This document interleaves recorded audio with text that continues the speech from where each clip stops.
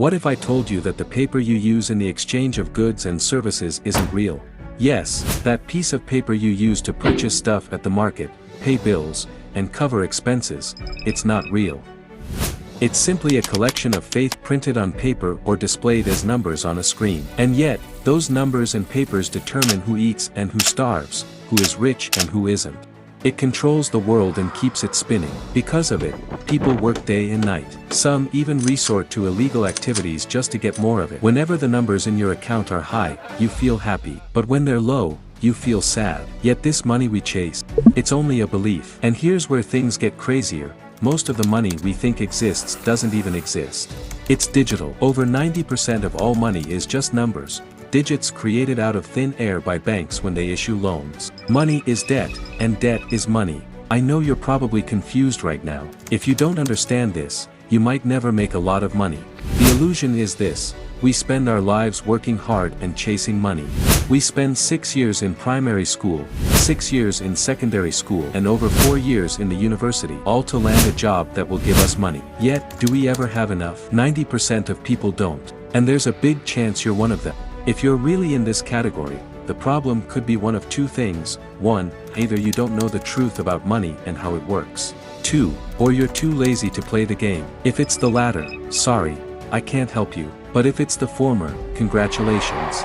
This video is exactly what you need. Stick around till the end, and you'll understand what money is, how it works, and how to get tons of it into your bank account. Note, this isn't a get-rich-quick scheme. It's a formula, one that's been proven time and time again. I'm sure you want to make a lot of money. That's why you need to understand how money works. Without wasting any more time, let's get started.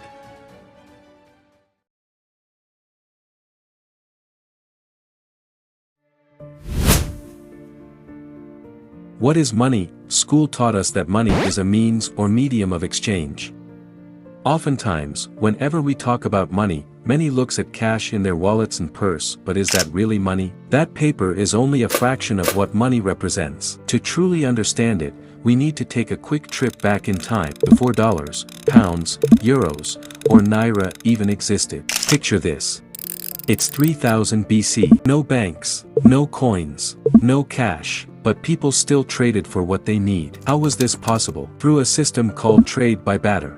Meet Daniel, he's a yam farmer. And meet John, he raises chicken. Daniel needs a chicken for dinner, so he offers John 3 tubers of yam in exchange for 1 chicken. John agrees, and just like that, transaction complete. Now meet Mike. He doesn't own land, but he's got something else: strength. He works on Daniel's farm, and at the end of the day, Daniel pays him with 2 tubers of yam. Congratulations, Mike, you just earned a paycheck. Sounds simple, but here's the problem. There was no standard measure of value. A yam might be worth a chicken today, but what about tomorrow? Bartering had one big issue: no way to save wealth. You fix someone's roof, and they pay you in fish. What happens when the fish starts rotting? You're out of luck. So around 3000 BC, things changed. Gold and silver entered the show. They don't spoil, they could be stored, and they could buy almost anything. The Egyptians were among the first to use gold for trade and for showing off. And by 600 BC, the Lydians, modern-day Turkey, minted the first gold coin. This was a game changer. For the first time, money had a fixed weight, purity, and universal value. No more guessing. No more arguing over whether a chicken was worth 3 yams or 4. Trade became faster, easier, and more trustworthy. Soon gold and silver coins spread through Greece, Rome, and Persia, becoming the backbone of global trade. By the 19th century, gold evolved into something new: representative money. Governments issued paper currency, but here's the catch: every paper note was backed by gold reserves. In theory, you could march into a bank, hand over your paper, and exchange it for real gold. This system worked because gold was limited, keeping inflation under control. But like every great idea, it had flaws. Economic growth was chained to how much gold existed. No gold, no expansion. Then came the 20th century. The world went to war twice. Governments needed more money to fund armies and rebuild nations. Gold couldn't keep up, so countries suspended the gold standard temporarily. But temporary turned permanent. After World War II, the US dollar became the global reserve currency, pegged to gold. Other currencies were pegged to the dollar, creating a semi-gold standard. But in 1971, things fell apart. America was drowning in debt from the Vietnam War. Gold reserves couldn't cover the cash in circulation. So President Richard Nixon pulled the plug.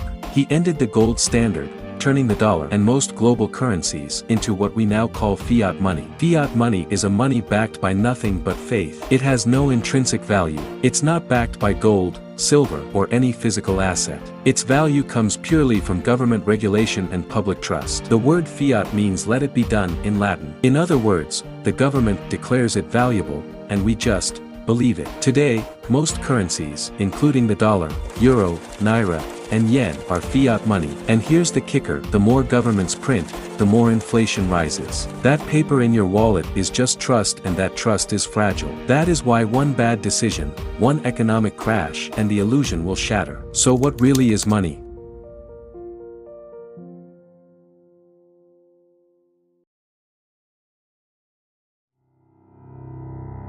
They say money is a means of exchange. If that's true, then money has existed long before paper bills or gold coins ever did, even back in the days of barter system. Remember Daniel, the farmer who traded 3 tubers of yam for a chicken? There were no coins, no paper, no shiny gold involved. But was there money?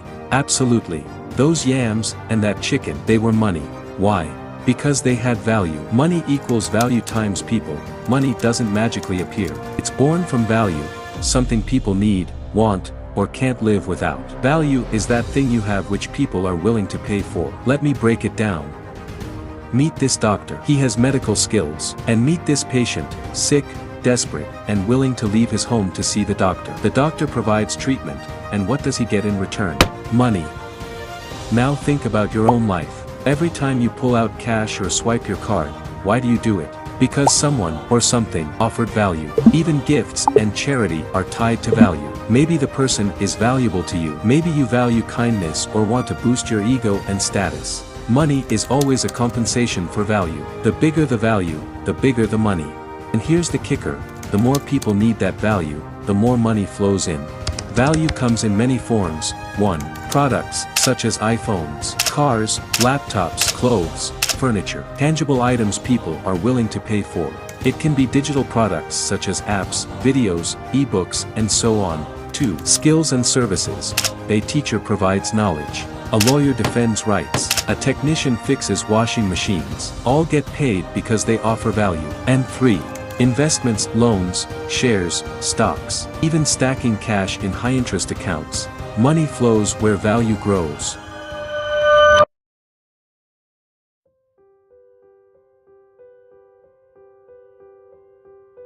They say money talks, but let's be honest, it's been ghosting most of us. You chase it, and it runs away faster. You call it, and it snubs you.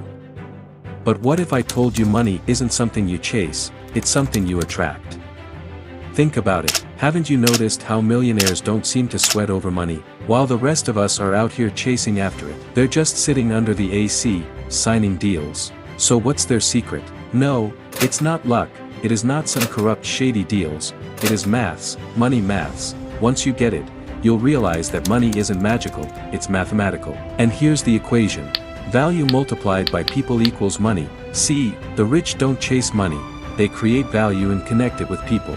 Value is what solves problems, and people are the ones who pay for solutions. Here's your challenge: look around you. What are people complaining about? Is it something that makes them uncomfortable? Is it something that wastes their time, or costs them too much? Is that problem affecting a lot of people? If yes, then congratulations, you've just struck gold. That complaint isn't just noise, it's gold waiting to be mined. And guess what? The bigger the problem, the bigger the paycheck. Now, you might be thinking, what if I don't have any big idea? Well, you don't need one. Start with something small. In fact, Amazon started by selling books, not everything. Facebook started with college kids. Just start by identifying a problem, then offer a solution.